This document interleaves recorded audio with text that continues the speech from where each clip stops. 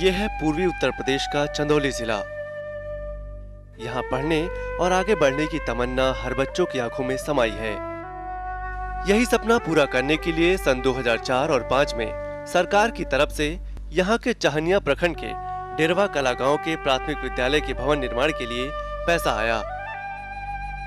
पैसा स्वीकृत हुआ 2004 और 5 वाले सेशन में।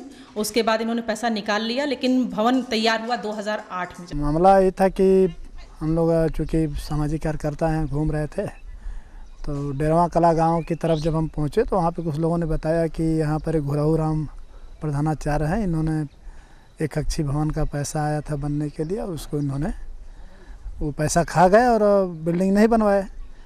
तो हमको जो है दिमाग में आया कि इसकी सही और सटीक जानकारी बेसिक शिक्षा अधिकारी चंदौली से ही मिल सकती है। पैसा आया और उसकी निकासी भी हो गई, लेकिन विद्यालय के भवन का कहीं अता पता नहीं था। ऐसे में उन बच्चों के लिए सामाजिक कार्यकर्ता श्रवण कुमार कुशवाहा ने पहल की। श्रवण कुमार ने बच्चों के हित को ध्यान में रखते हुए चंदौली जिले में जाकर आरटीआई फाइल की और जानने की कोशिश की कि आखिर सारा पैसा कहाँ गया।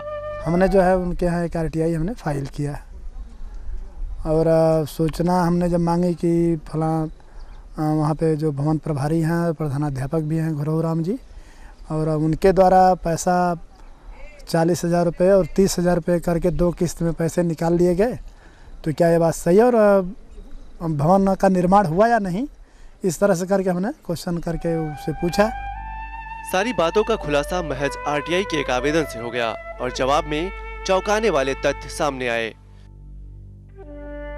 जिस प्रधानाचार्य पर बच्चों के भविष्य को उज्जवल बनाने की जिम्मेदारी थी, उन्होंने ही विद्यालय का सारा पैसा हड़प लिया।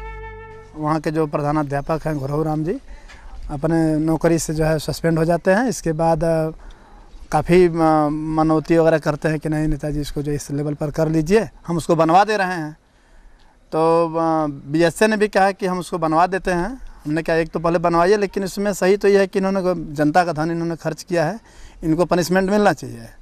तो उन्होंने जो है उसको बनवाया और तब जा कर के उस पर वो बच्चे उसमें पढ़ रहे हैं।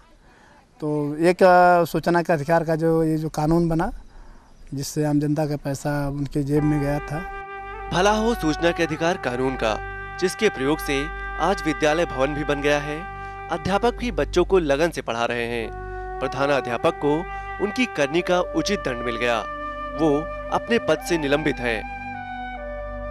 आज डेरवा कला के बच्चे अपने मन में आगे बढ़कर एक अच्छी जिंदगी जीने के सपने संजोए दिखाई दे रहे हैं और उनके सपनों को पूरा करने में खुशी खुशी उनके अध्यापक भी पूरा सहयोग दे रहे हैं।